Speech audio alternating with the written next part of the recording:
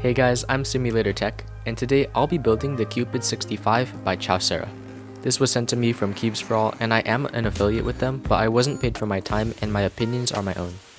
The packaging of this board is really impressive, and I love the simplistic aesthetic of the bags and pieces. The first thing inside is a bag of Cupid Switches.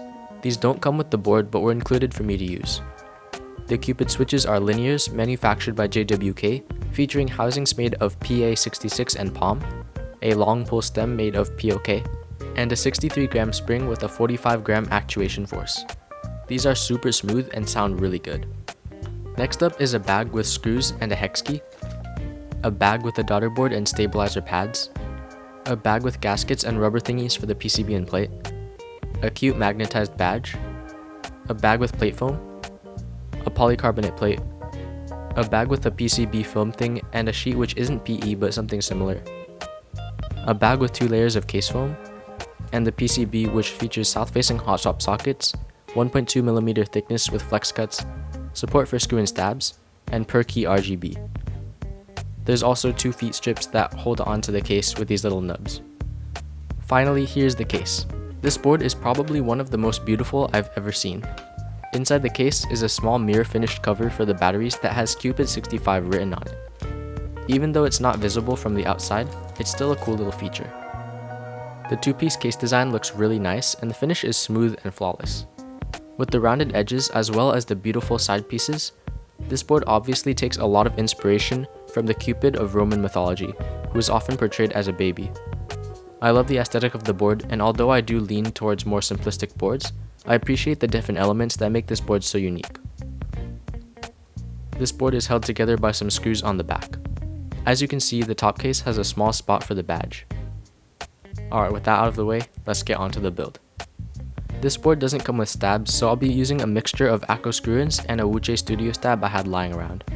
I didn't realize it at the time, but the stabs I used were horrendous, so that's not a design fault, that's just me. Low-key, I screwed up a lot of stuff on this build, I forgot to install the switch sheet before installing the stabs, so I had to cut around them. It's the same story with the clear film, which I'm pretty sure is to alleviate the bad sound that comes from flex cuts, but I'm using all the foam so it doesn't matter as much.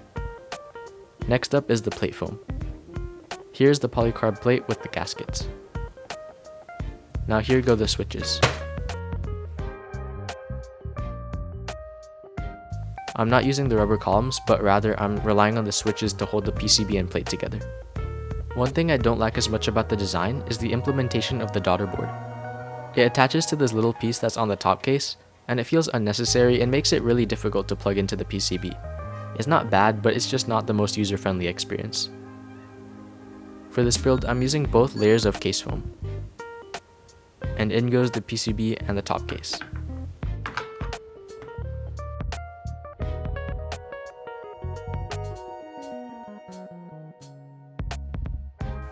Here's the badge that attaches to the case via a magnet. I think it looks pretty cool.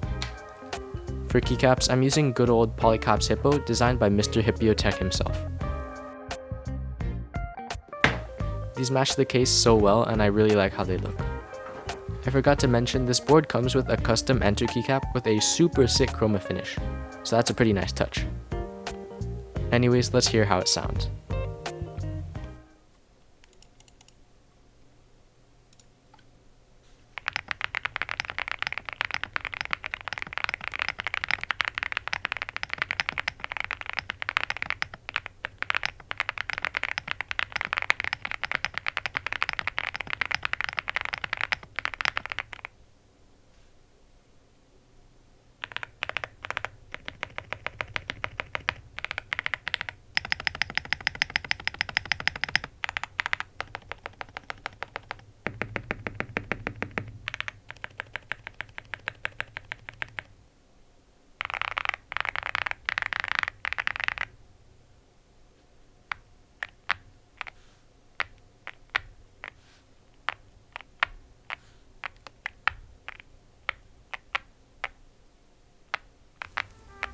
This board sounds really good.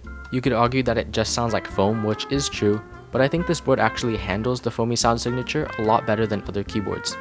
The sound is very deep and rounded, and although I generally prefer clackier sound signatures, I actually really enjoy this sound. In terms of feel, the combination of the polycarb plate and the thin PCB with flex cuts both contribute to a very comfortable and soft tapping experience. So would I recommend this board? Yeah. With a starting price of $269, this board is slightly more expensive than boards like the Zoom 65 and QK65, but it more than makes up for it with great sound, unique design features, and flawless quality. If you're interested in purchasing this board, I'll have an affiliate link to Cubes for All in the description. Anyways, that's all I have for you guys today. Thank you guys for watching, and thank you to Cubes for All for sending out the board. See you guys later. Bye!